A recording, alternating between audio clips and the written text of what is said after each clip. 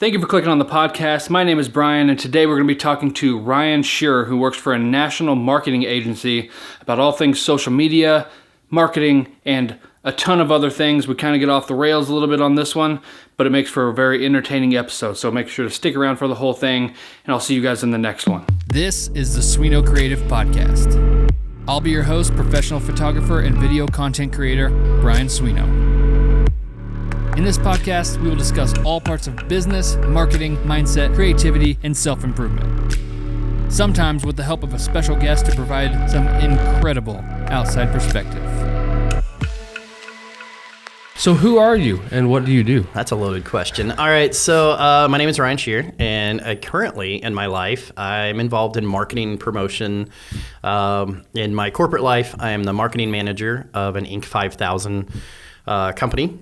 Marketing company based out of Nashville, Tennessee. Nice. We travel the country. I'm the guy that gets in front of people and explains about marketing and how to market and stuff like that. In my private life, I'm head of a little organization called Cigars and Scotch here in town. We do a lot of charity work, business networking, and I'm also a pretty good graphic designer and video editor. Nice. So, what is your favorite thing to do?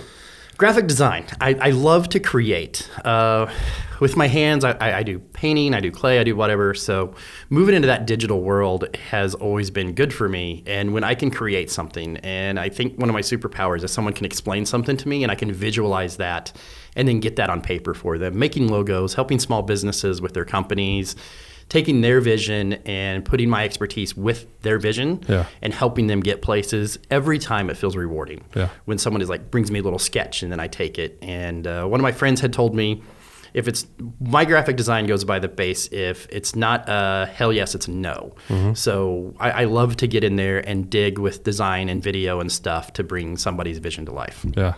That's what, I've always been terrible with the hands-on drawing, artistic stuff, but I've always been super creative. So the back end of cameras and being able to make something that way that people love, that's my jam. Graphic design is just, it's not within my brain, I don't think. I think I gravitate towards graphic design more because I can't draw. If I draw a stick figure, people are like, what is that? Yeah, that's me. Yeah.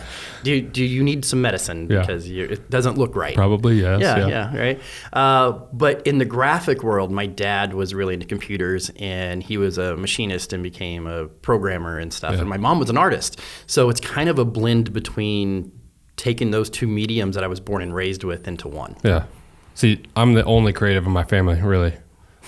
Which is I'm the total black sheep of everything. They're super country, a lot of hillbilly style, and I come from that. So it's I'm the total opposite of everything from my whole lineage.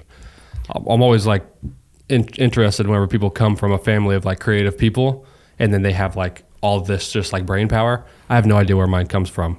It's just there. Have you ever noticed creative people are crazy? A lot of them, yeah. Yes, yeah, and it comes literally, from, yes, and figuratively. Yeah, I mean, look at Vincent Van Gogh. Yeah. Look at Jackson Pollock. All those people. Creativity has the downside of you're usually a tad bit insane. Yeah, and the more creative you are, the more insane you are. Yeah. So I'm just the crazy one in my family. You are. But you seem pretty put together from what we've worked together. I try to be. Yeah, I am now. I got to reel it in a little bit sometimes. After 7 years of therapy, I've moved a notch down from being completely insane to tolerable. Yeah. So. Well, yeah. So how did you get into the whole marketing thing? Where did that all start for you? Man, I don't know exactly how far back to go. As you listen to this podcast, I guess back in the day, I wanted to be a comedian. And the more you listen to this podcast, you'll understand why I failed at that. But so I started doing tours and I started doing stuff, and I ended up trying to make a podcast, and I don't know, this was 2010, something like that. That's where podcasts were first starting to really take off, right? Yeah, my podcast was back in the day where you couldn't put your phone on the table because it would zap the equipment. You'd hear the ding, ding, ding, ding, ding, ding. And it translated well. Facebook groups was a thing. You had a good marketing, and we just figured out a good marketing plan. Yeah. We were big in the UK. I think we ended up with 50,000 listeners at one point in time. What was it about? Anything and everything, but it was back in the day when I was still trying to be a comedian. I was still trying to do that, so it was pretty awful. A lot of dark humor, a lot of nobody look it up. Yeah. I want to keep my career, so nobody look it up.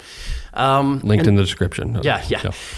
That kind of fell apart. But while I was doing the podcast, I realized there was advertising opportunities there. Yeah.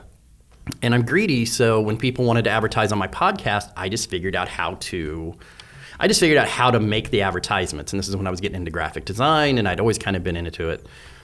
So I found that, and I understood that I had the niche for marketing, so I found myself doing more marketing than podcasts. Like, I would never prepare for the podcast anymore. I spent all my day and time making marketing, making creative stuff, doing stuff like that. And when that kind of fell apart, I went to work at a local radio station.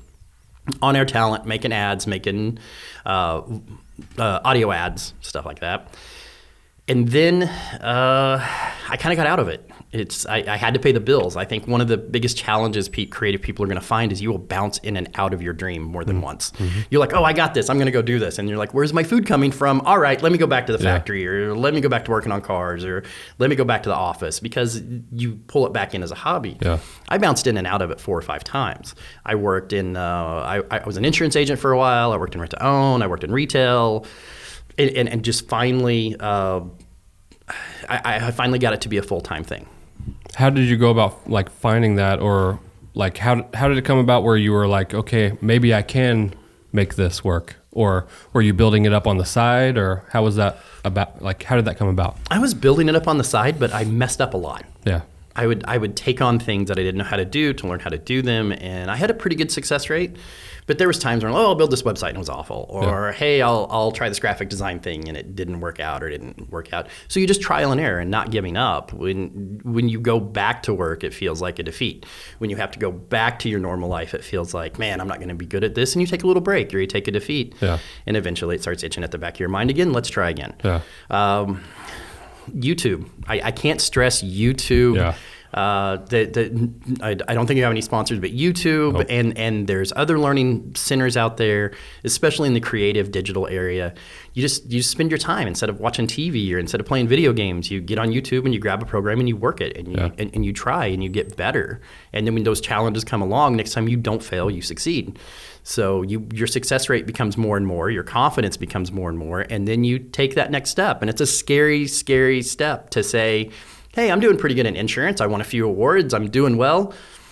My life is a little bit at a crossroads here. Let me just give up my insurance license and start making pictures for people. Yeah. You know, I made that jump a couple years ago, and I haven't had to go back, and I've only succeeded then. But before, it was one of those things, you would work 8 to 10, 12 hours, hourly job, come home, do the work, do the thing. That's what I did. I think that's one of the things that separates like the actual true creatives from the people who just might want to just get in it to make some money. Or think they can get in it to just make some money, and it's going to be an easy thing. The late nights of working a full-time job and then staying up and learning as much information as you can, that's what separated me, I think, in the photography realm around here. Like, I was going to die or do it. Yes, and it's such a weird balance that it takes to make a living at your job. I know people that are wonderful artists and painters and crafters and sculptors and wonderful speakers, but they don't know how to market themselves. They don't know how to make that. They don't have the dedication, or they're missing. It takes several different things to make a living being a creative person. Yeah. I think a lot of people also have, like, they might have the creative, but they don't have the business mind. Like, it's hard to find someone that has both without like taking on a business partner. Like, if you're successful in the creative realm, a lot of those people partner with someone who has that business mind to help level their business up.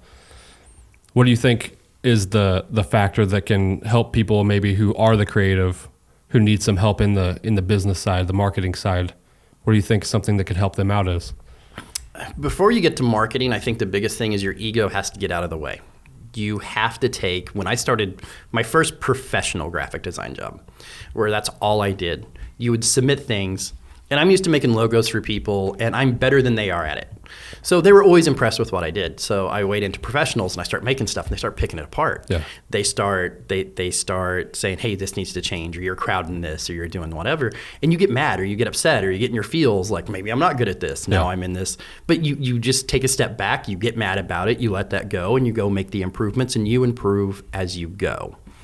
As far as marketing goes, it's such a wide opportunity, but if you're getting started, I got to say social media. Social media is where you're going to find your niche and find your start. There's a million other types of advertising out there, which we'll get to in a minute, but social media and finding your audience, your friends, your family, your coworkers, your anybody, marketing is pretty much pleasantly bugging someone to get them to take your product. Yeah. And that starts from the very get-go. If you put something out and you don't like it, you have to have the confidence to put that out. And after you put that out, you've got to just push it, whether it be Facebook, Instagram, whatever, and invite people, bother people. That's one of the biggest first steps in a creative can market is bother people. And why I mentioned ego is take the criticism, because once like I had mentioned in the intro or whatever, once you get popular enough, people look at your stuff, they also feel confident to critique your stuff. Yeah. Take that criticism for what it is. And that's one of your biggest steps to marketing. If you want to be popular, and if you want to be the popular kid at the lunch table and the popular kid at the block, you have to do the popular things. You're not going to get discovered. I forget, I think it's Tony Braxton or something, supposedly was discovered singing at the gas station. That doesn't happen. Yeah. That's not going to happen to you. Get on social media, show your people, push that, and polish as you do that process. Another thing you see now, especially with the whole TikTok thing popping off, is people think that they can just like make one little random funny video and they're going to get famous off of it, which happens. But usually, more often than not, whenever that happens, the overnight success person has been doing stuff for like years. Yes. Putting out content, just like probably shitty content also. Yeah. And then they just get better over time and they find something that sticks and then they can lean into that. Yeah. Yeah, the overnight, because I did, in my podcast, I did some videos, and I had a handful of things that went viral. I did a fake election campaign in 2016 and all this stuff, and stuff that went viral. And some of it will. You'll put a video, and it'll get 4, 5, 6 million views. Yeah. Then the next day, you'll put one out, and it'll get 18. Mm-hmm. And a lot of the overnight successes, there's a lot of people out there pushing behind the scenes. TikTok has come out and said, I'm sorry to ruin this for anybody. TikTok has said behind some of their own employees decide you're going to be popular, you're not going to be popular.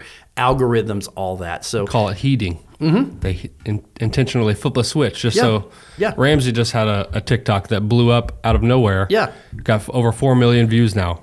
Yeah. And then what's his next one? 30? I'm like, what happens? Yeah. Like they just flip the switch and see if you're going to, like, I think they give you like that endorphin peak. Yeah. And then you're like, oh, I got to chase that feeling again. So you start making more content because there's the possibility of it going viral. Of course there is. There's always a possibility. And when I go back to the marketing and social media, if you're not putting your stuff or you're not marketing out there, there's no possibility of that. But understand, just because you're putting it out there. And don't get so discouraged that one of the funniest things ever is on TikTok on my old account. I made puppets at one point, and I grabbed this old puppet, and I spent 3 days of my life green screening and making this puppet video about dating and all this other stuff. And I put it out everywhere. And I think in total got 1,000 views. I duetted a TikTok about what's a movie that when you go back and watch, it doesn't hold up. And I just duetted it and said my first wedding video. Mm-hmm. It got like 4 million views. Yeah. And I spent 30 seconds of my life on there while I was riding in a car to go get gas. Yeah. You know, there's no rhyme or reason. If you're trying to be, I think this is a very, very good point that you need to make. When we're talking about social media marketing, you're going to slow build and never expect to go viral. Because if all you're doing is trying to chase down that viral thing, you're only going to get away from what truly makes you creative and who you are. Yeah. Because that's what I was doing with the puppet. I went there and I dug this banana puppet out of my closet, and I'm doing this dating video, and I'm green screening and blowing off work and doing all this other stuff and nothing. But when I was naturally myself and smart ass and whatever, that's what people like. So when you're creative, there's that chase to be viral. Mm-hmm. That we have now. But I think what truly you have to zone in and focus on that thing that makes you creative and good. And the individuality too. Like you said, like you're naturally funny. So the little funny smart ass thing you said was the thing that blew up. Yeah. I think people can see that too. Yeah. They might be fascinated with the little stupid thing you did that was viral or whatever, but like you're not going to retain them. Or convert them to a customer also. No. That's one thing with owning a business. You got to look into like the conversion rates of like what you're putting out, how much time and money and effort you're spending on it, or doing like spec work for video. Mm-hmm. Like making something, say for Nike, if I wanted to get in front of Nike's radar, I could do a spec commercial and like basically shoot a commercial. Yeah. I'm not being paid. I'm paying myself essentially to do it. Yeah. So I'm losing money on it with the potential to either have Nike or Brooks or one of those other big shoe brands or something to see it. But that reminds me of that girl that remade the logos on TikTok. Did you see her? She literally, and McDonald's used them, like all these national, FedEx, Adobe, they all used her logo. She would come on there and she was pretty and blonde and she'd pretend like she was dumb. Yeah. And she would I'm remaking this logo, and it would be awful. She would do it in MS Paint, and I think she smoked a big old bong rip before she did it. And they were awful, and she was doing things intentionally badly and got more popular than any time that you put into that spec video or whatever. You know why? Because it worked for her. She was confident, she was comfortable, and that was her creative passion. So how have you seen things since those 2010 days to 2023 now? How has the whole thing evolved in your eyes, like from your perspective? Marketing, being in the trenches, doing the podcast, to where things are right now? If we're talking about podcasting in general. And like social media, all that. Oh, and social media. Okay, so I'll be, by the time that this thing hits the interwebs, I will be 45. Okay, I turned 45 in a couple days. That's old. I know, it's old.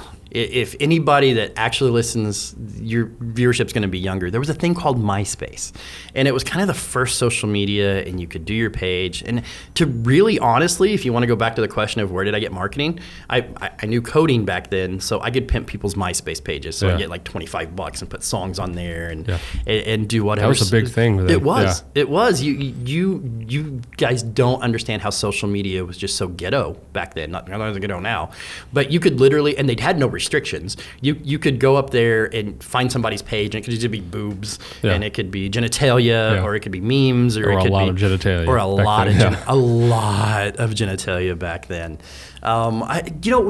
You think of people in the 1880s. Nobody's seen as much dick as our generation has. Nope. No, it's just. That's not a common thought that I have, but that is true. Well, no. So last night, me and my kid, so you got to understand, living with me is crazy too, is every now and then I just get these random thoughts like, I wonder if I'm going to die on the toilet like Elvis one day. And then I'll express those thoughts to the people around me. Yeah. And then it gets really awkward, so there might be some of those. Yeah. But there's a viral TikTok idea for you. Yeah, right? What, dying on the toilet? Speaking about ways that you think you might die. Dumb ways to die. I'm kind of over the phase of my life as a jealous husband, so it's going to be something simple now. And the fact that I treat my body like Mr. Toad's Wild Ride, left side of my heart's just going to blow up at the most awkward moment in my life. That's where I'm at now.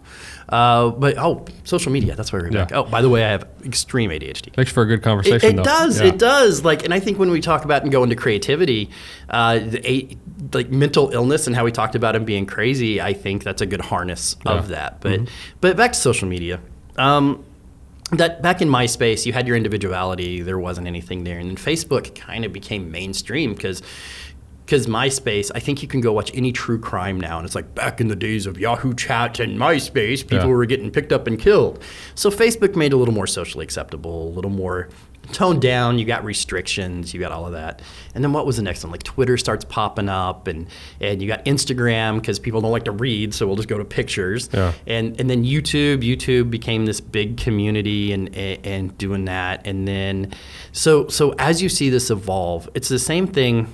I'm trying to figure out how to narrow this down. It's the same thing as back when I was a kid. You had to go to the movie theater to see a movie, and there was movie actors and there was TV actors. Yeah. Now you got 76 streaming sites. Everybody's famous. YouTube people like Mr. Beast and all these other people, they're making more money than some of the highest paid TV stars. Mm-hmm. So social media has become a job. That's one of the evolutions. Is there's people out here like us that have taken time out of our day to babble into microphones on the hope somebody reassures us of our creativity.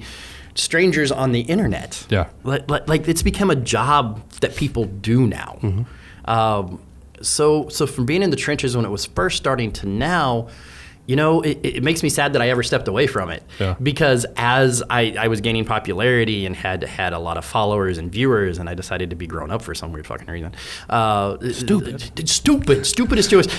Which camera? That one? Never grow up. Kids, if you're at home, never grow up. Never move out of your parents' basement. Play video games all day and work a minimum wage job and go after your creativity. And 1 in a million of you are going to make it. So that's the my odds advice. are not in your favor. The odds are absolutely in your favor because there's 8 billion people on Earth, so 1 in a million is not that bad. Do you think it's a good thing that social media and all of that has become a job and it's the number one sought after job now over police officers, nurses, all of the astronauts. Social media or being a YouTuber has now been the number one thing for the past several years. Do I think it's a good thing? No. No, I mean, do you think like in terms of people realizing it's a legitimate thing now? Like, People that realize it's a legitimate thing, yes. Even kids. Even kids, because that has become a revenue source. I know that when I did the podcast, off of advertising, off of own placement, and I think we were on, what was the big podcast app back then? I don't remember. I wasn't even. But I was just graduating high school in 2010, so. Well, I forget I forget the name of it. I have to look it up. But, they pay you so much per listen, and they put ads in there. So I made enough that I had to work a minimum wage bartender job. Yeah. And then lived off of most of the stuff I did podcast. So it's achievable, and it's absolutely achievable. But it's like any new field or anything you go into, it takes training, it takes dedication, it takes understanding. Like when I had a podcast, I love how you've got a couple microphones hooked into a computer. I had an entire table bigger than this one with boards and switches on it, so we could take phone calls and we could do video and we could do all this stuff. And in 13 years, you plug it into your Mac and talk, and 30 minutes later, you're on the air. Yeah. It's a polished, done podcast. As technology grows, as if you learn that technology, you got a way better shot of doing it, but you have to find your niche and you have to find the thing that you do. I understand that your podcast is new and you're going to find that. I know in my own marketing company that I've niched down to do one service and one business. Your podcast will find that. And that's my suggestion to people out there trying to find it. Find that niche. That if you don't know what you are, the people seeking you out aren't going to know what you are. Time that you're creative and you have enough of the markers of dedication, creativity, business mind, or whatever, it means you're a tad bit of an overthinker, and you're a tad bit of a doer, and you're a tad bit of probably an obsessive compulsive freak. Like a perfectionist sort of thing? A perfectionist, controlling whatever, and you get in your head about it. It's like my TikTok analogy. When I just do things, they always end up better than anything that I ever think and plan out, because you always go too far the other way. One of the biggest things that I can tell creative people is know when to fucking stop. You'll be sculpting, you'll be drawing, you'll be doing art, you'll be editing, and there comes a point you're like, that's perfect, it just needs a little more. That's perfect, it just needs a little more. And then all of a sudden, it's shit, and you don't like it, you're not gonna release it. Like with clay, you smash it back down, or you paint over the canvas, and like 5 steps before, it was perfect. So you have to understand where you're controlling and your overthinking needs to stop. And that's like over editing a photo or over editing a video. As every white girl does. Yeah. There's a photographer I follow, and he has a quote that says, "Done is better than perfect." Yes. And that was like a light bulb for me whenever I heard him say that. I'm like, yeah, but that's really hard to do. Yeah. It's hard to turn your brain off and be like, oh, it's okay. So unless that becomes your style, which I fortunately have made like my style. I edit things, make them look as good as possible, but I'm like, it's as good as it's going to get. Adding more is going to take away from it at this point. So, well, and to be fair, like so last night, I do some advertising for Boattown Brewing. Ramsey was there because of the Cigars and Scotch meeting or whatever, and I don't know if you saw it, but we made a little movie. It was one take. 10 seconds. The editing took 20 minutes, and I just like boom, boom, boom, and it was out and done. And it's one of the favorite things, and it's taken off in other channels and stuff. It's one of the favorite things I've done. And I literally had the idea, executed the idea, had it produced, and had it on the internet within 45 minutes. From idea to done is 45 minutes.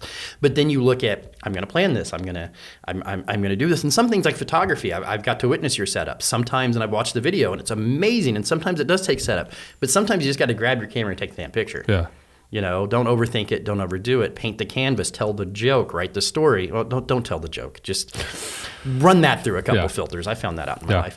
But do the thing with the passion that you're creative without all the overthinking. I think a lot of people get in their own way more than they don't. Yes. And it just like inhibits them from having any success that they might have had. you have to make. There's only one son of a bitch that you have to live with for your entire life, and that's yourself.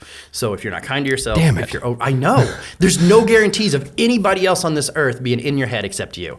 None. You can have kids, wives, friends, fathers, coworkers, whatever. But at the end of the day, you are in your head, and until you learn how to control your overthinking and process your creativity and learn how to deal with yourself on an emotional level and a creative level, you're always going to have that flow. And if I had to tell anybody anything, that's the one thing you got to get control of if you want to do your thing. The self-awareness. Oh yeah, self-awareness is not for the weak, man. Yeah. It's hard. Yeah. Like I've kind of see myself as a pretty mentally sound individual. I'm jealous of that Normally. too. Yeah.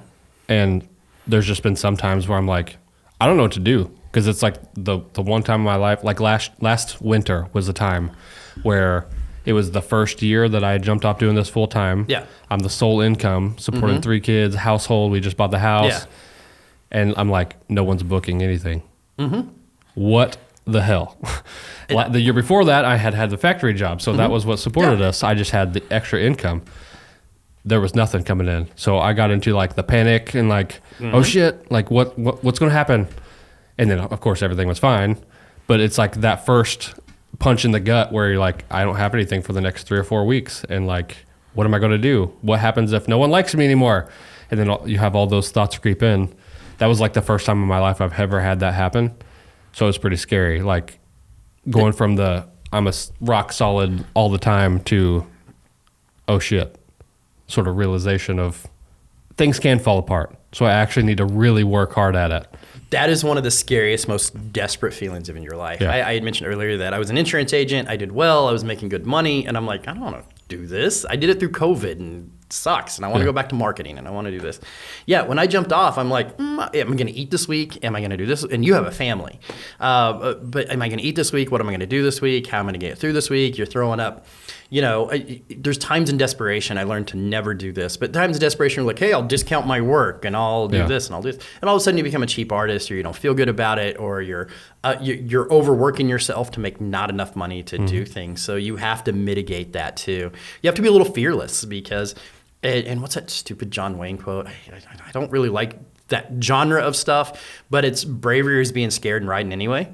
That's what it takes. That's what you had to experience, and that's what you had to go through. Is you were scared. Where am I coming from? Where is it? And you still stuck with it, and here you seem to be doing reasonably well at this point. So I think that's the point where if people do get to that point where they're doing it full time, they would have panicked. Yes. And just went and got a part-time job or something but I'm like, no, if I'm going to bet on anything, it's going to be me. Yes. And that's how I've been my whole life. And that's how I knew no matter what it was, at some point I was going to do something for myself. I just had to figure out what I was good at, how to actually make this work. And then I figured it out. It was like unlocking yes. sort of moment. I'm like, yes, I found the thing. So to go through, one of my very first jobs is I was a fry cook at Long John Silver's. And then I was a hod carrier. I was a construction worker. I worked in factories. I was a truck driver for 6.5 years. I was a bartender. I was a waiter. I was insurance salesman, rent to own. You name it, I've done it. But the thing is you're right. I bet on me. And as I'm bartending or as I'm doing this, I'm learning and I'm creating. And I tried to be a comedian. I tried to be a podcaster. And like I said, bouncing in and out or whatever.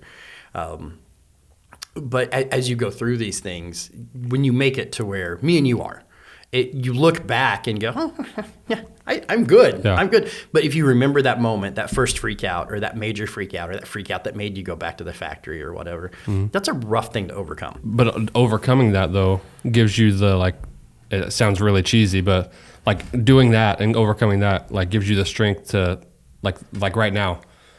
Right now, I'm in that same period as last year. Yeah. But now I'm taking the opportunity. Yes. I'm seeing it as an opportunity to do the podcast, do YouTube videos. And like, for one, once you get a little bit more into it, once you get that first year or two under your belt, things become a lot more comfortable, like in terms of financially comfortable and also like mentally comfortable. Like you don't freak out over every little thing. No. You kind of got to settle into a groove. And a lot of people don't even get to that groove to settle into it.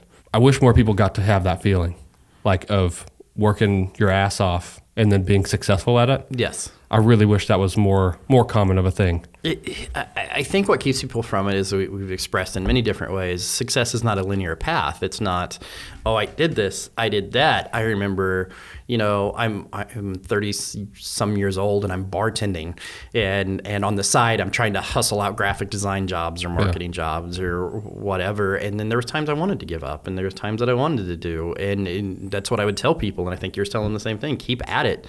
It's one thing. No matter what goes on to your life, if you're passionate and you pick what you're passionate about and you continue to grow there, eventually you're going to make it. Unless you're just really bad at it and no one's telling you.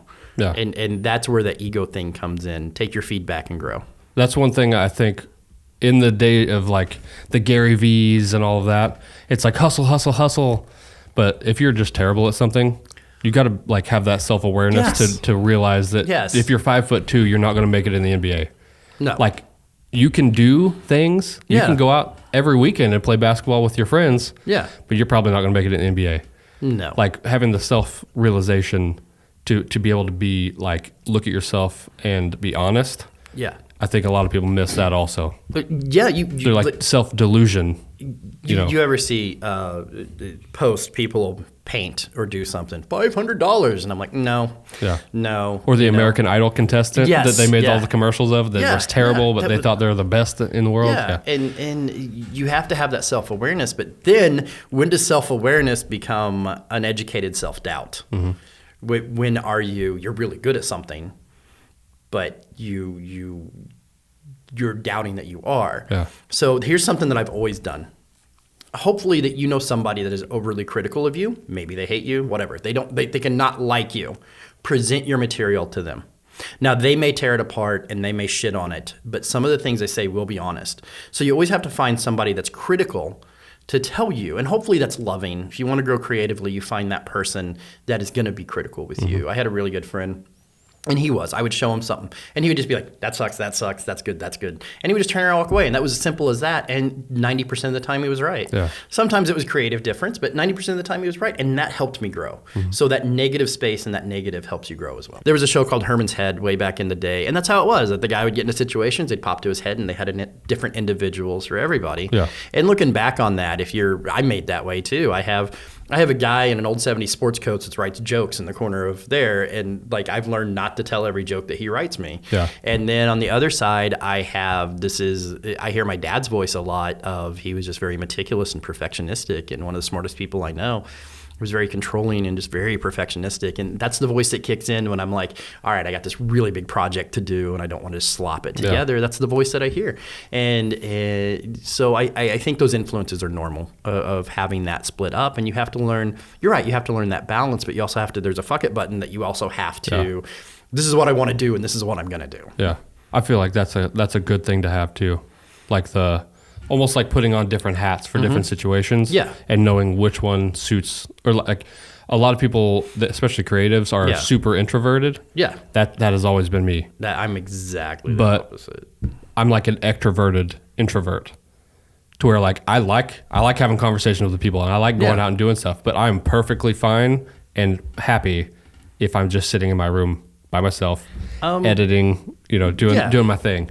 What you've described as normal. Yeah. That's how normal people are. They enjoy that. And you're right. A lot of creatives are introverted. But you had made the thing you didn't want to come off self-conceited as you sat into a room with a computer talking to me that's going to go on the internet or whatever. There is some self-conceit that comes in trying to be YouTube or social media famous. Yeah. That there's an absolute part of that you just have to accept. And instead of going, I don't want to sound, just embrace it. Just be like, hey, every time that you like this, it makes up of a hug I didn't get as a kid. You can have that attitude with it. Yeah. And I think a lot of the YouTubers and a lot of the performers have that attitude of, here I am, deal with me. Yeah. And that attitude will also get a lot on social media as well. I don't ever want to come off like that I think I'm better than other people. You should. I absolutely hate that. You should actually try to do that. I really don't like it. It's nice. Like that's the one thing in other people that I'm like, that's one thing. I don't think I'm like a better photographer or anything than anybody else. I just think that I put more work in And like I literally felt like I was going to either die or do this. Or if I was working 56 hours at the factory and stayed up till 2 or 3 in the morning and getting up at 5:30 to go there again, I felt like I was going to die. There was like a 3-year period where I was getting like 3 hours of sleep, and like it's like a fog. That whole couple of years is like a fog in my memory. But like I knew I was going to put my head down and do all of that to make this happen. I just don't think a lot of people would do that. Well, I've got a similar type story. When the podcast came to an end, it coincided with my relationship coming to an end. So I moved, I switched jobs, and I got my radio station job. I felt like that was a really big thing, to go from doing this in my garage to literally being on a terrestrial, well-accepted radio station and having my own show, or hosting a show on there. Wasn't my own. But at the time, it was 3 to 4 hours a day, and I'm not going to live off of that. So on the weekends, I'm bartending. Overnights, I'm working at a factory. I'm working at 4:30 at night to 3 o'clock in the morning. I have to be at the radio station at like 10. I'm off at 3, and then I go nap for half an hour. Then I'm back to it, and I did this for months, just to make sure that I stayed with my creative. And it's that passion that you have to have for your craft. How was it working at the radio station? I've always thought that was like I grew up in this era. So like the whole people having podcasts, that's like a normal thing, and YouTube channels, all that stuff. That's like my upbringing. But radio was like the thing for a long time. Yeah. How was it working in that world? If my old station manager is watching this, I'm sorry. It's awful. It's literally awful. I know we've cursed some on here, but let me tell you the story of how awful it is. I can say whatever I want here. I can't remember if I did it on air or suggested it or either way, but I was working at the radio station right around the time Prince died. I've never liked Prince, never been a fan of Prince. Prince is the Kmart version of Michael Jackson. It's just, I've never been a fan. I cannot express how much I don't like Prince. Yeah. So the music style of what we played included Prince. Yeah. So he passed away, and it was a request show, one of the things that I did, and for days it was Prince, Prince, Prince, When Doves Cry. I was hating life. I was pulling headphones off, just not enjoying it. So some lady called in. I'd finally had enough of it that day, and I'm like, okay. I'm like, hey, welcome to blah, blah, blah. Not going to mention the station. Don't want to get sued. Blah, blah, blah. Thank you for coming. Next up is When Doves Cry by the artist formerly known as Alive, Prince, and hit the button. I thought it was funny. 4 or 5 other people thought it was funny, but the way the phone lines lit up, and by the way my station manager busted in there and pulled me off of air, they didn't. Yeah. And that was the creative thing there was an issue. And then just interpersonal relationships, it's like any other office. Mm. And we were seeing the death and decline of radio. When the boomers and the upper end Gen Xers go away, I think radio is it'll never go away. It'll always have a purpose, but it is well past its heyday. And I was in it right around that time. It's probably 2013 or 14. Yeah. No, wait, it would have been 2016. Yeah, it would have been around 2016, 17 that I was in radio. And but yeah, it was just nobody there was a trained radio professional. Everybody was hired off of the streets. We all had to try to figure it out. And all of the big conglomerate radio stations have bought them. They pipe the music in. You're no longer a DJ. You work ads and you push buttons and you read the weather. It's nothing like what I envisioned it to be. And I fell out in love with it pretty quick. So I didn't stay long, maybe a year. A little less than. Yeah. It was good for the marketing thing. It was good for whatever. But generally, no, radio's not a place that I would go back to. Now, I know places like iHeartRadio and stuff like that, they're doing well to fill places, bigger markets like Springfield, St. Louis, or whatever. They have more room for personalities. But if you're in a small community radio station, it's not fun. Yeah. How did that lead into the marketing thing? It added to it. By then, I had already been doing videos, video editing, commercials for people, stuff like that. I'd already been doing that. It just let me become a better editor. It helped me understand how to work with businesses better, because when I was doing it before, it was people that promoted my podcast, a lot of entrepreneurs, no established businesses. Yeah. But working in marketing in the area of radio made me go, I have to up my game for professionals to where it's just not my buddy that owns a tattoo shop, or it's not my buddy's girlfriend that owns a cake business I'm making marketing and logos for. It's literally businesses that have established advertising plans, and I have to figure out a way to fit in there. And I succeeded at it. It's one of those things, but I remember making commercials that got rejected a lot. Because you'd go in, you'd cut them up, and you'd do whatever. They didn't want creativity. Radio stations, another thing is when you get into advertising. Have you ever watched like local stations when they flip to this thing is local in Springfield, Lebanon, how bad those commercials are? Yeah. It's because in advertising there's no creativity. They literally have templates. They just go throw everything in and kick it out because these people are paying for ad space and ad time, and the longer you work on it, the less the revenue is, blah, blah, blah, blah. So there's zero creativity, and that's the same thing in the radio station. Yeah. That's why there's a radio voice, you know? They don't want creativity. They want someone who does the thing, or a news anchor voice, you know, those. Have you ever seen, there's a lady on TikTok that, like, she's a famous TikToker now, so people hear that, but she's also a news anchor. And she does it to her husband? Well, that, or she shows, I think that's a different lady. Oh, okay. This lady shows, like, her talking, and then she, like, goes into her news anchor voice, and it's, like, night and day difference. She has, like, a southern accent, but they want, like, news anchors to have no accent. Yeah. So that they're, like, wherever you are, they can show those clips, and it's, like, no regional things. Yeah. Even though she's on a regional newscast. No. Hey, this is Ryan here with Brian on our podcast today. We are going to talk about worthless stuff that you guys are going to listen to while you're taking a shit or falling asleep. Next up, it's going to be the weather outside, and your foreskin's going to crust up and fall off. It's so cold. Next up is Prince. God. There you go. You had to pull in Prince. I had to. It was a callback. Yeah. You know.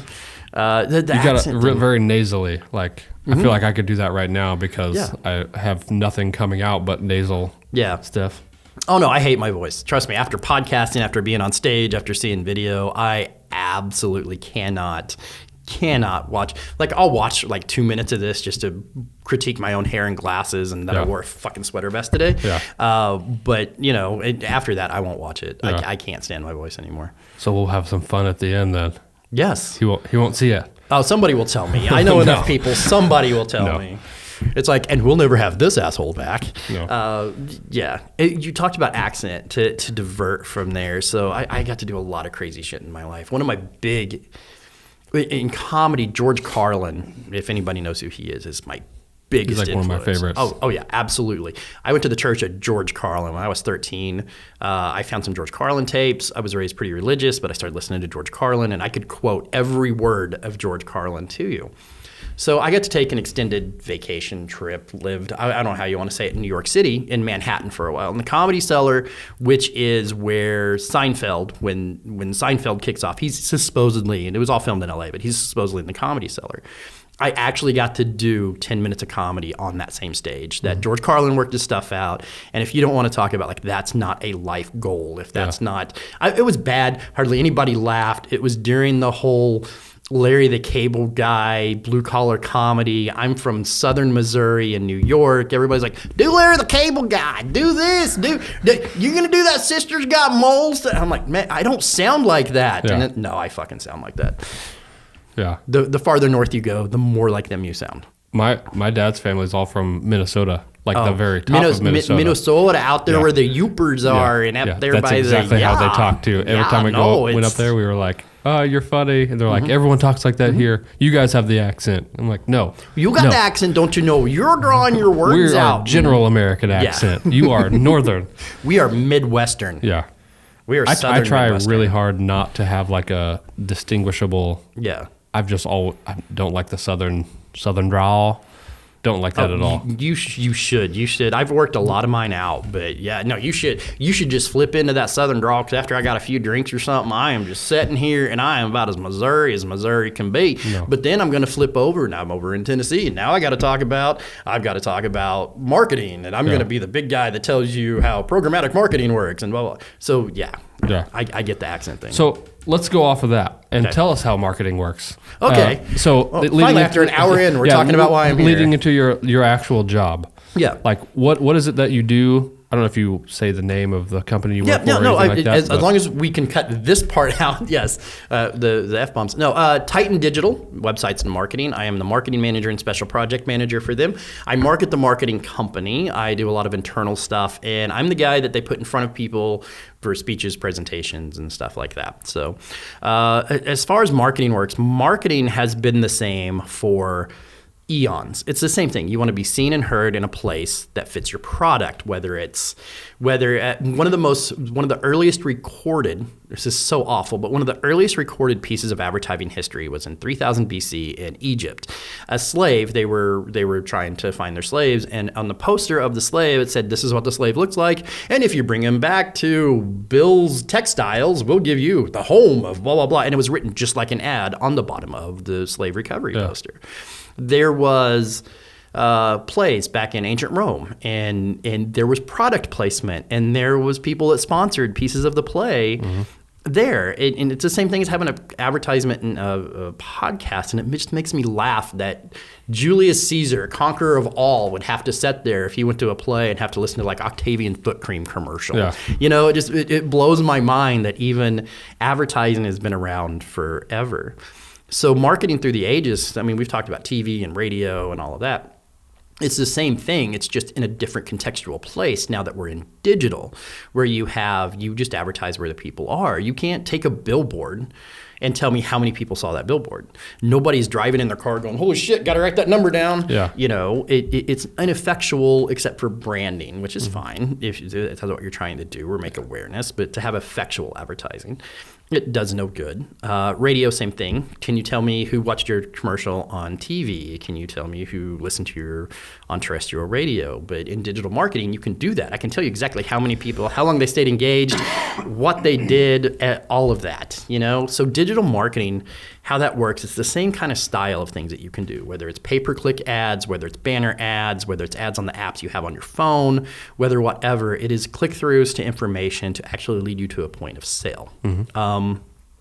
It's just very much streamlined now in digital marketing.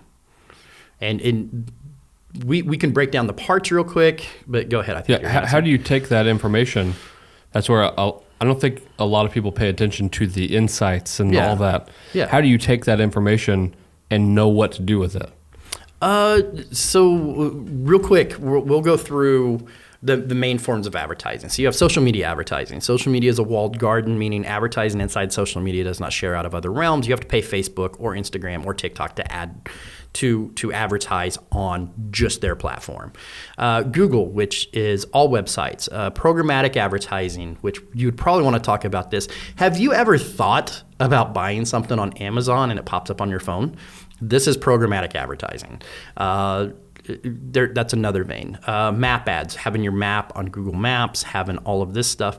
So how you take all of these things that can make metrics, and you basically, if you have enough money, you start all of them, or you pick a couple that would best suit your industry, because every industry is kind of different, and you look at those metrics and go, hey, people 35 to 45 are really hitting this, but over here, people 18 to 20 is really hitting this, but let's say your demographic is 25 to 35, so you're missing. Yeah. So now we're going to start shifting advertising to start moving those numbers into exactly what your demographic is. And that's how that's utilized. We can literally on videos, you can know when they pushed on it, how long your retention was, where they checked out, what they interacted with, the analytics of all of these different types of marketing that you can start walking it from place to place. Let's like if you want to reach, let's say your product is, give me a product or give me a business. Like hair product. Hair product. So you got a hair product, which is more of a young person's thing, and you want it to be stylistic, and you want it to be hip, and you want it to be cool. So you're going to look at TikTok, and you're going to look at TikTok, and you're going to look at those branded places where young people are. The internet. Think about the internet as a mall. And where you want your stuff to do. If you're selling cigar cutters, you're going to picture an older generation. If you're selling hair products, you're going to do a younger generation. So that marketing plan would look like TikTok, young faces. Programmatic advertising is the type of advertising where, how do I explain this? Let's not touch that again. Whoa. Yeah. Now I just want to. I wonder why that's doing that. I don't know. I just won't touch it anymore. All right. Programmatic advertising. So let's say that your phone serial number is 1. Your computer serial number is 2, and your Apple TV or your smart TV is 3, and your kid's tablet is 4. So what companies do, anytime that you sign anything, anytime that you have an app, anytime that you have social media or whatever connected to your email or device number, 1, 2, 3, 4, those companies collect your information. And they start building a profile of this guy likes thermal shirts, this guy. And so on your phone, you have your bank account hooked to it, you have your contacts hooked to it, you have your email, you have your business email to it. So it's gathering all this information. So as an advertiser, when I come in and go, I want to do hair product, which is odd because you say that. Yeah, I know. I thought about that. That's the first thing that popped in my head, but I've clearly been bald for half my life. Yes, you've been bald for half your life. So we would know that you have at some point looked up Rogaine or something about male pattern baldness, so you would be excluded. Just off of that, we would exclude you from the marketing campaign. So then we would look like someone like, oh, this guy's 45 and still has his hair. Fuck you. And, so I'm looking at hair products. So they're going to know I'm the primary person they want to do that to. Yeah. So this programmatic advertising, you can go in, you can do where they live, we can go down to, let's say, Suave. I'm that old. That somebody went to suave.com. We can camp on that website. And anybody that clicks and goes to that hair care product of the website, they'll now get delivered advertising for an alternate hair care product. We can go down that with it. If you've got a CRM or a customer management system and you have a ton of emails that you've been collected, Square, I know our local coffee shop and our local brewery or whatever, every time you swipe it, Square, you get points and it has your email. You can download those emails and give it to me as a marketer, and I can shove them into the programmatic advertising space. And just based off of those emails, now on devices 1, 2, 3, and 4, you are seeing advertisements for our product. So how that translates into effective marketing is when you pay for a billboard, which is $500 to $800,000 a month, and you don't know what you're doing, you can hand me that $1,000 a month, and I will show your advertisement 100,000 times, and I will show it to the people that are interested in your product. Yeah, it's much more effective. Much more effective. But it is crazy creepy. It is 100% creepy that if you, let's say you and your wife are talking about taking a trip, and then the next thing you know, you open your phone up, and and one of the first ads that you see is for a travel agency. Doesn't that freak you out? Yeah. A little bit? Yeah. Just a tad? Yeah. And people are like, oh, I didn't even type this in anywhere. Right. I guarantee you have somewhere. You have somewhere, but Meta has come out and absolutely said they listen to you. And if you have a Siri, or if you have an Alexa, or if you have an Apple Home, or if you have any of that stuff, they record what you say, and they put that as part of your profile. And when you sign up for these things, you are absolutely allowing them to listen to you. Now, as we go for the creepy side of it, think about being a business. Think about that you have a niche product. You have fingernail clippers for people with tiny hands, but not baby hands. So you have this specialized product that you have to figure out how to deliver it to your absolute narrowed down influence. Yeah. This is the type of program. This is what you would use. Other things that you can do too that I've seen people do with programmatic advertising is competitors. Say that you have two coffee shops, coffee shop A, coffee shop B. So coffee shop A, we know that people that shop at coffee shop A is loyal. They like coffee and they have coffee money to spend. So coffee shop B does something we call geofencing, which is making an imaginary fence around coffee shop A. Now, everybody that crosses that fence is going to be delivered advertisements for their competitor for the simple fact of, we know you like coffee, we want to take the business. So now you get advertising for that. And because you use the same email and every device knows, so you flip on your Roku TV at home and all of a sudden here's coffee shop B advertising to you. And you're like holding your coffee from coffee shop A going, what?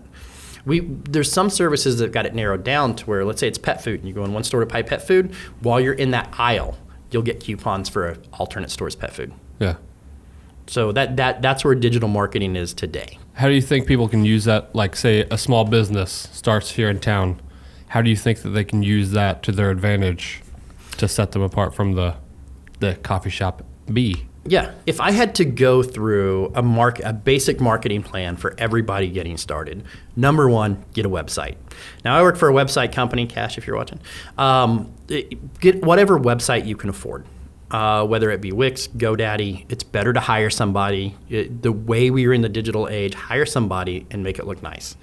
Number two, Google My Business. Make sure you get your Google page set up. If they're searching for you, a service industry especially, if you're a massage therapist, if you're a plumber, if you're a roofer, if you're a contractor, if you're disaster services, make sure that you pay attention to this next part, which is SEO, which is search engine optimization. You want to make sure that if my toilet overflows and busts, I'm going to grab my phone, and unless my brother-in-law is a plumber, I'm going to grab my phone and go, plumber's near me. Mm-hmm. I'm going to start calling down the list. So the higher you are on that list, the more you're going to get called. And the whole point of that is with a website, with your Google My Business page set up, with backlinking, join Yelp, join local directories, get your friends to put it in blogs, everything that you can do to raise up your availability on that search engine. Because Google is a business that makes money off of giving you the best results possible. So Google has a certain criteria you have to meet in there. You can't just exist. You have to have decent reviews. You have to be active. You have to have a decent website, all of that. Yeah. So that's first tier. That is absolutely first tier. But let's say you're like you're a professional camera guy. That's not something you Google a lot of. So you're going to be social media. Yeah, I haven't put anything into Google. Yeah, you should, because it's a good backup. Yeah. You absolutely. I'm going to tell you right now. You should. Yeah. You should have your business page, and you should have you have a web page, don't you? Yeah. Yeah, and your web page, and put it on Google, because that is still a capture. That's not That's not your main form of advertising, but you need to be there. Yeah. Your next one is social media. You're a very visual creator, so you're going to want to get on social media, and you're going to want to. I know that if I'm going to critique what I've seen, I actually looked this up or whatever. Off of you do really good work. Your police video was really good. The project me and you are doing are really good. You need to go do something creative just for you and put that out there. You need to show people who you are. They're not buying what you did for the Joneses, and they're not buying what you did for the police department. They're buying you as a product. So you have to get your own creativity and start blasting your own creativity out there in that space. And also cross-market. You got to understand that if you're looking for 12 to 25, you need to be on TikTok, 100%. If you're looking for 25 to 35, you need to be on Instagram. If you're looking for 35 on up, Facebook is your main potential. But you're somebody that's probably going to run in the Instagram, Facebook range, because the kids on TikTok aren't going to be able to afford you. Yeah.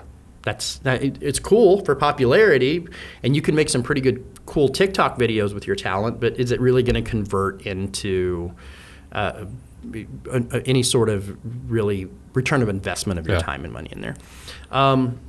So you need to do that. Facebook ads, Facebook marketing, Meta, all of that is actually good.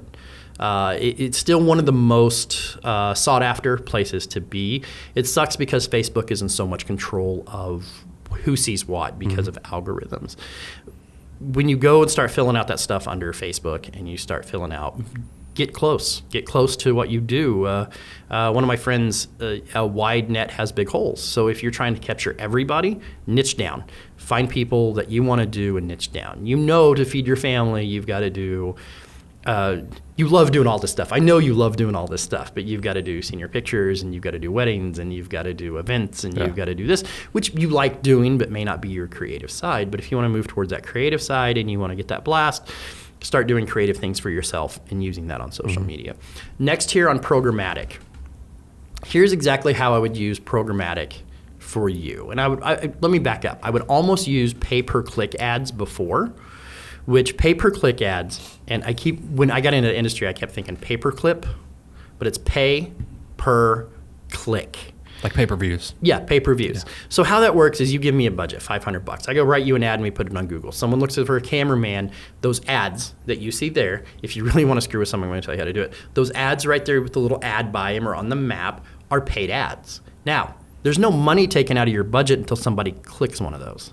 As soon as somebody clicks one of those, you have to pay for that ad. And that's how it eats up your budget. So if you want to mess with somebody, just go click all their ads. And you'll start eating up their budget. Refresh the page, click. Refresh the page, click. They're doing better at getting those ISPs in there to where a repetitive click on there won't do there. Yeah. But if you ever like have a service, like I use Pipedrive or whatever, and I'm blah, blah, blah, and I do it, and it's still the ad, I'm like, screw it, you popped up first, shouldn't have added me, But that's a space I would put you in for the people that do search you, because you're not going to put a lot of work into social or in Google. You're going to get your Google My Business page, and you're going to link them up, and you're going to do the thing, but you're not working really hard in there. That would put you in that space for people that literally go in senior pictures, you keywords, senior pictures, wedding photographer, or whatever. That is the space that I think I would go next with you, is those pay-per-click ads, because unless they're clicking them, you're not paying for anything. And if they don't click you, you're still being seen. You're still in that ad space. Yeah. So dedicate $100 or $200 a month to that. If it doesn't work out, then it'll run next month. Yeah. And then you were talking about how do we use all these analytics to do that, is we just see that it's not working or it's not reaching the people we do, and we take that money and we go apply it to, now you got Facebook advertising, you're doing your creative thing, you're doing Facebook advertising, you got pay-per-click going up there. The next thing would be the programmatic. And how we would do that is, I would say for this, I would probably do... I would probably camp on some websites. I would probably camp on, I would find your local biggest competitors, and I would camp their websites. I would fence in what there. I would find that I would also look of, if you're doing senior pictures, what is the average median age of parents at that age? Yeah. And what's the average median income of the people that hire your services? And you could program that in there. And throughout our zip code, they would target specifically those people to deliver your ads to. For about $1,000 a month, you're going to get 100,000 impressions. It takes about 4 to 5 impressions to make a conversion. So, you do the math. We only live in a town of there's 30,000 people in the county. Yeah. So you could reach half the county once or twice with $1,000 budget. Yeah. Now, are you going to reach 30,000 people with a billboard?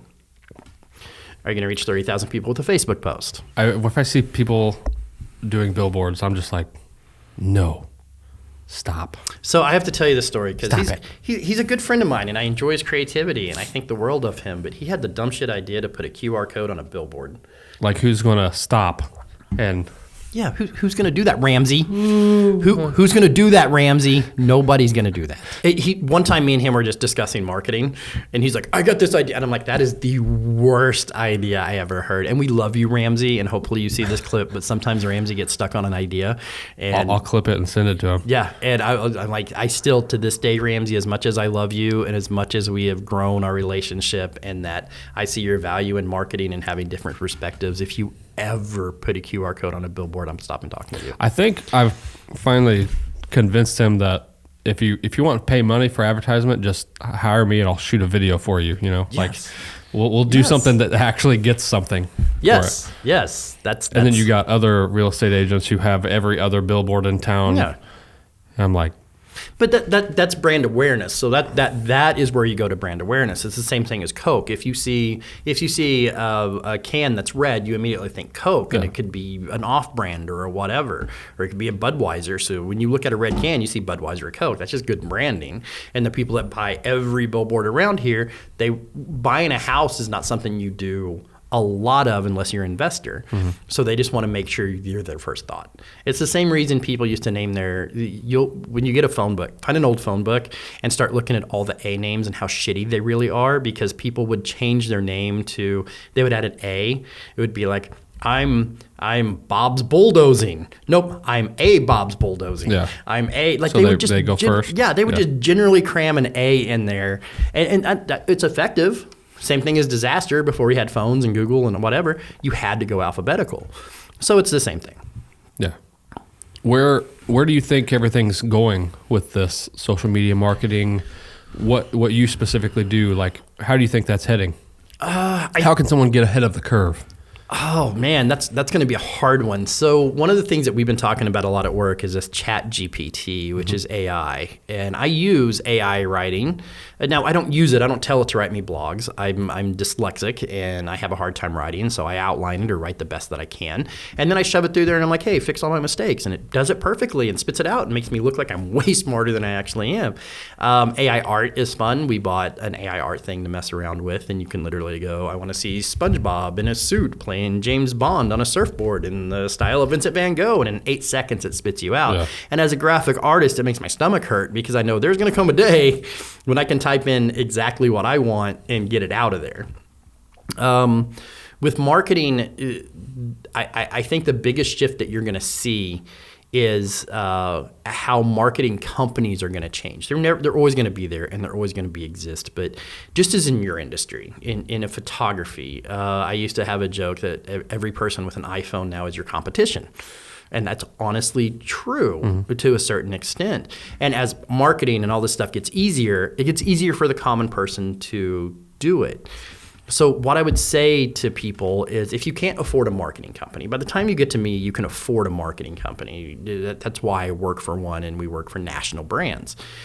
What I would say is learn the AI, learn AI, learn how to write, go on YouTube and watch marketing videos. Marketing is not, if you think, and I'll tie this in a second, if you think throwing your thing on Facebook, or if you think just publishing something on YouTube is digital marketing, it's not.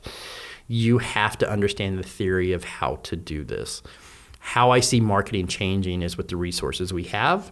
It will make it much easier for the entrepreneur to market their own product. The reason why marketing companies exist is because you need to be taking pictures, my friend. You're probably not as good as marketing as I am, and I'm not as good at taking pictures as you are. That's why we hire some of these things out. Yeah. So back in the day, it's the same reason, you would go to the paper to have an ad taken out or have them take a picture, or now we would have them graphic design it. With these tools, it's going to become much more effective for your everyday creative entrepreneur to market better and easier without going to the marketing company, which just means the marketing company I work for is now going after a higher level of people, so it'll keep shifting that way. Once again, it's not going to change. It's still going to be put people where they need to be, when they need to be. It's going to get more accurate. It's going to get, you think it's scary now. With AI, with AI, with everything around, with everything going, it's just going to get crazier and crazier and easier to market to the people that you want to effectively and laser point. And with like VR coming out, and they are already, like Windows, on Windows 11, I'm a big time Mac user, and if Mac ever does this, I'll just whine about it. I won't do anything really. But Windows 11 has now, in startups, and now started delivering ads when you open applications inside of Microsoft 11. So it's, once again, people are on their computers all day. So Microsoft is letting people advertise into your actual applications. Like you go to open up Excel or Task Manager, there's an advertisement there now. And so you're just going to see it get more intrusive and more of that vein. Then you get into VR and or AR, augmented reality. And then, AR, man. Then you have like advertisements floating in your face, literally. So. No, AR is going to, if they ever get AR, like VR will always be VR, which is virtual reality for you people that don't know, for the one person that might be going, what the fuck's that? It's virtual reality. You put this big headset on and you break people's fans and lamps while you play shitty video games. AR is where, when you have augmented reality, where your glasses, they tried it with Google glasses, Apple glasses coming out, Snapchat tried to do something with something like that. But augmented reality is the best thing. Those Snapchat filters, you can put it and it'll show a little dancing fake baby. That's augmented reality, meaning that it's Pokemon Go. Or Pokemon That was Go. a big one. Pokemon Go is a big augmented reality. That is absolutely going to change the face of advertising. It's literally, I can see advertising plans like highlight your business when they look at it. Like, so you're looking down the street and all of a sudden Dollar General glows, starts glowing gold. And so, or you look over Walmart and it goes 99-cent tacos today or some shit like that. So that augmented reality is just going to make it worse, and you're never going to escape it. If you use one thing to alert people how advertising works, if the product is free, or if the app is free, if the service is free, You are the product. If you log into Facebook, TikTok, whatever, they take everything that they could possibly know about you and they sell that to people so they can advertise to you. That's if the service or the app is free, you are the product. Me and Ramsey were talking about this the other day about the VR stuff. We got this VR golf game we've been playing. And it's super fun, but like how long until that is like the everyday, just like cell phones now? Like the new technology isn't the new technology anymore. Everyone has it. Everyone is all the time in the VR or AR. How long do you think until that happens? My lifetime, if I take care of myself, which isn't going to happen. So probably your lifetime, of course. It's hard to say because it fluctuates. I think AR, I think once they get it figured out, because I used to have a VR set, and they've come out and said also, by the way, if you ever want to know, that certain VR experiences are just as mind-altering as mushrooms and acid, because it literally tricks your senses into doing that, and how we've started to see that's another conversation, but some beneficial effects out of microdosing and stuff like that. VR is becoming something that can emulate that incredibly well too. So the reason why I say that is now you have a medical purpose for it. And you have gaming and you have work. I remember that when I had mine, I did the setup because our company explored because we're coming out of COVID and we're still a hybrid company and working from home, that you could throw a VR set on and not be distracted. And people with their cameras off aren't playing on their phones or feeding their cat, or they're engaged. There'll be some business aspects of it. Meta has tried for a while to get that done. Apple's hopping in. And if you look at trends in industry, watch one company and how much money they're willing to put into something. Meta wouldn't be where they're at unless they were reasonably intelligent. And to say, you know what, we're gonna start moving our funds away from social media into VR. Let you make fun of me. Let you make fun of Lizard, Mark, whatever. Let you do that. But all of a sudden now Apple's popping into it. All of a sudden, you've got other places that are coming into it. Because with AI, if you look at all these things it can do, AI, instead of having a computer programmer that sits down and does whatever, if you're a geek at all and you remember like the hollow things on Star Trek The Next Generation or whatever, AI is in the future going to be able to produce whatever you tell it to. I want to be on a sandy beach. No one has to program that. No one has to go out and fix that. The AI is going to get good enough you can throw your headset on and go, I want to be on a beach. And all of a sudden, it will recreate an experience for you out of nowhere, exactly what you want it to be. AR is going to be doing the same thing, the advertising. So imagine you create this beach, but Starbucks has paid to put an advertisement in there. So now you're looking up on the beach and there's a Starbucks in your VR. That's the way all this stuff is going to work. What do you think, and this just popped in my head, just your thoughts on it, Neuralink. Do you know what that is? Yeah, no, absolutely. Not Tesla, well, donor. Elon Musk. Has an implant there where they can pretty much stream shit into your head. Well, that, or they're like using it to like cure nerve damage or like brain damage or blindness or like things like that. But also with the potential to basically if you can fix those problems, then you can supercharge a healthy individual. Yeah. So what are your thoughts on that? Let's start with the advertising thing before I get into my ethical thoughts on that, which is probably crossed over. Is that, wouldn't it be weird if you have a Neuralink and all of a sudden you just crave Starbucks? Like, I've never wanted Starbucks before. Oh, I crave Starbucks. And the next week comes out Starbucks, record, blah, blah, blah. And they paid like billions of dollars to Neuralink to make 100 million people crave Starbucks the same day. That's the scary advertising aspect of that you could do that to where you could have music just zapped into your head. And I feel weird saying there'll be a day when maybe your kids or grandkids go, you're actually listening to music with your ears? Like, what are you doing? Like, you're so old. Ethically, I think everything that we do in a capitalist society, whether you're for it or against it, is for the capitalist gain. They can say, hey, look, we can cure this and we can do this, but if there's no money in it, it's not going to happen. So I think when you let your society that is based solely on profit have literal control of the last thing that you have left is your mind, I think I'm going to skip that. I don't know. You guys have fun. And I'm going to watch it, and I'm going to be amazed by it. But I literally think that your mind is literally one of the only things that you own left in your life, and I just don't want that invaded.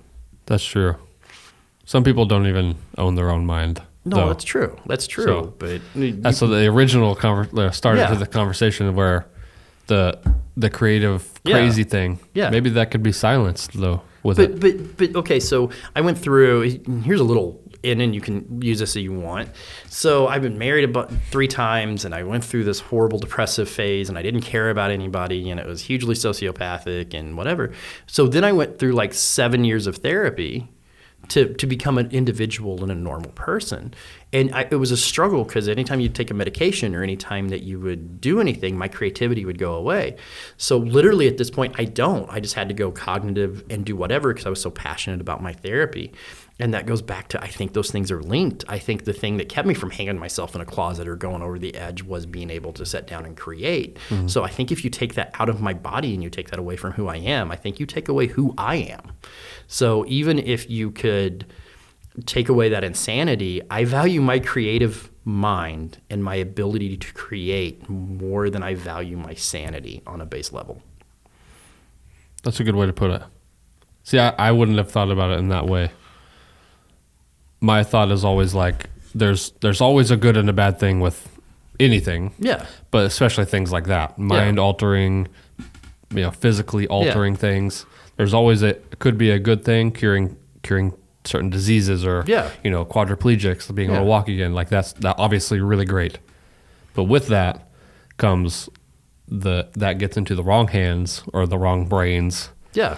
And then you have a supercharged human who goes on a rampage, and us normal humans can't keep up. No. Maybe I've watched too many apocalyptic sort of things, but it seems like that's how the world ends up being off the world. I get that, but then I read things like these security robots get stuck in fountains too. Yeah. So it's everyone turns into an NPC instead of just bumping into stuff. I think.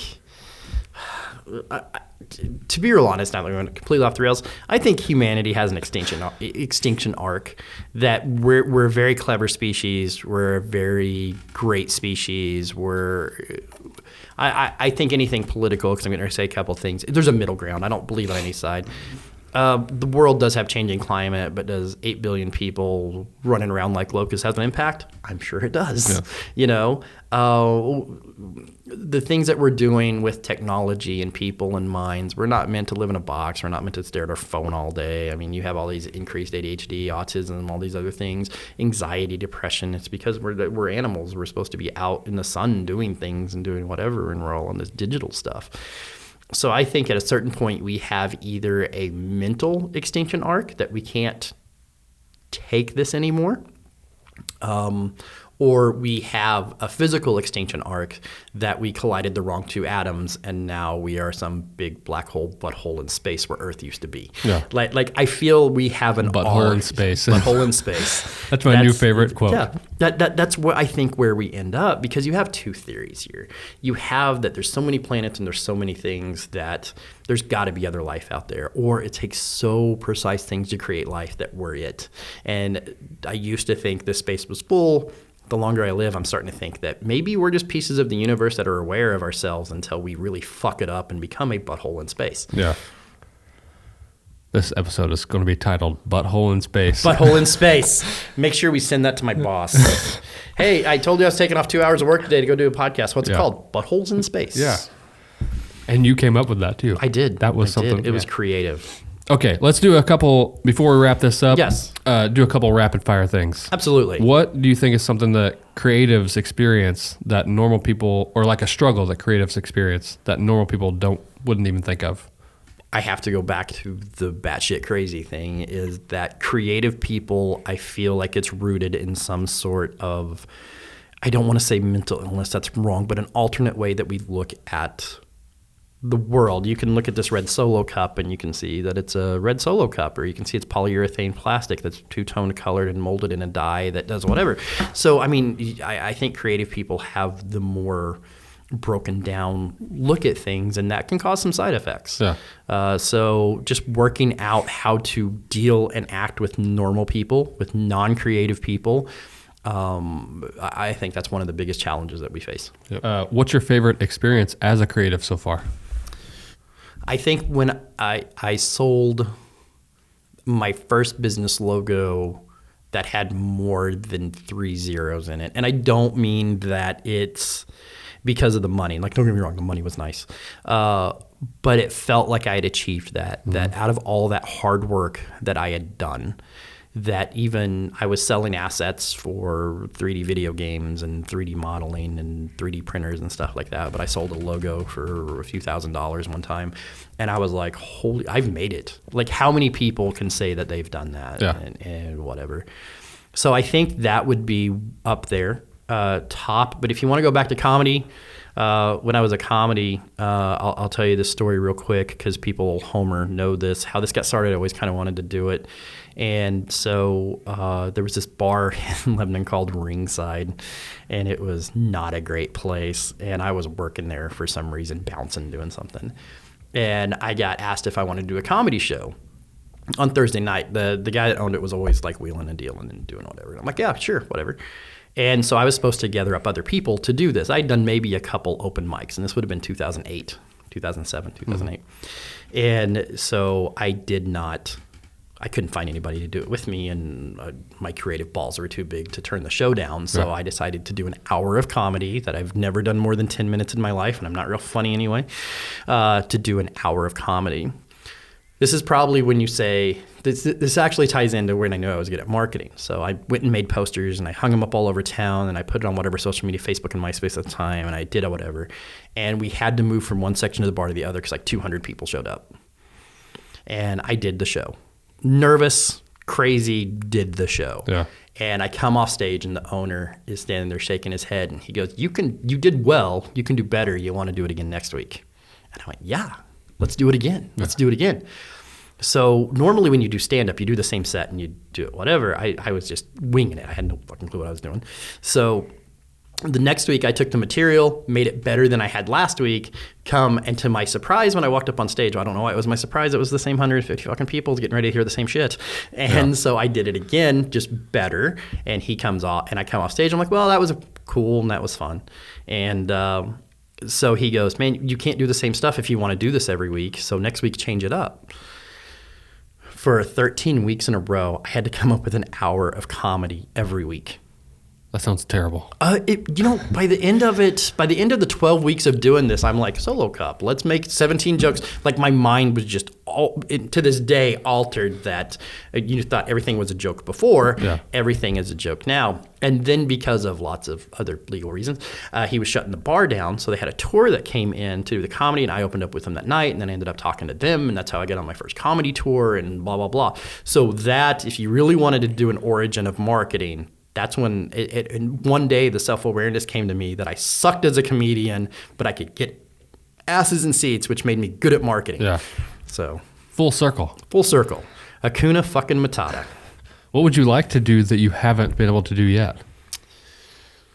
Whether that's business or personal or both. Do what I want creatively. Even at this point, you don't necessarily, if I'm doing what I want creatively, it's for an advertisement, or it's for a purpose, or it's for whatever. To lock myself in a room with all the available tools and just do something creatively for myself and be able to sell that thing.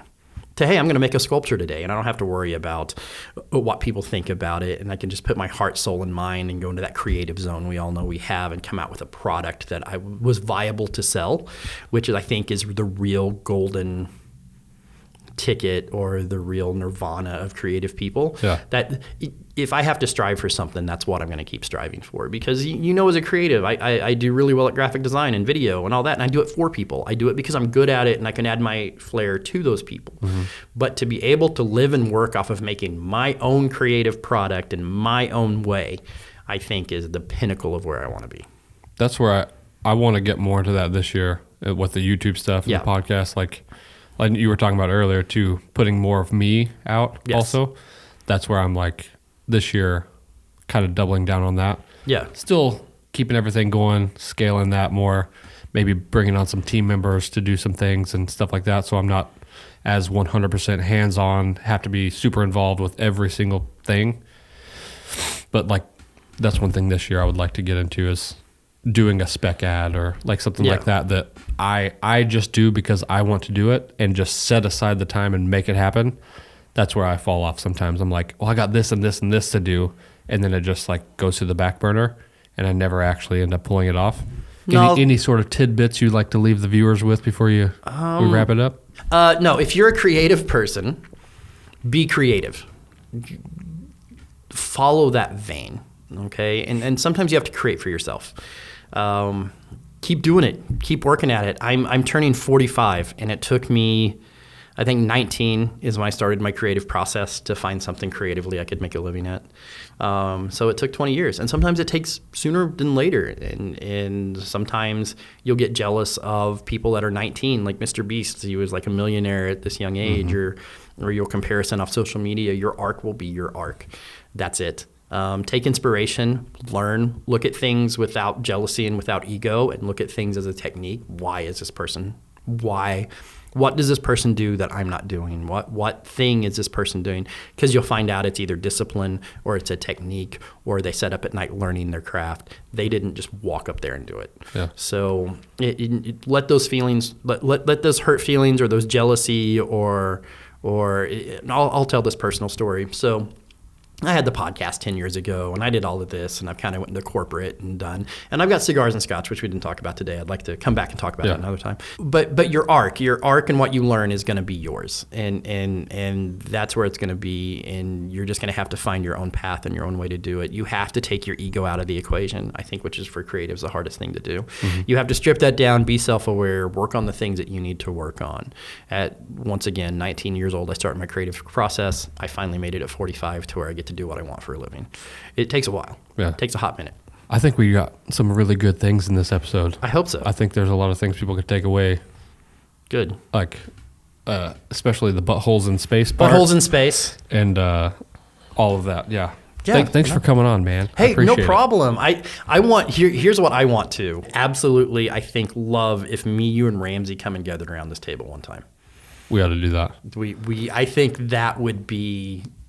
maybe never see the light of day and aired, but I think it would definitely be a good time. We should do it. Thank you guys for checking out the podcast. Thanks to Ryan for stopping by and dropping some knowledge about space buttholes and stuff.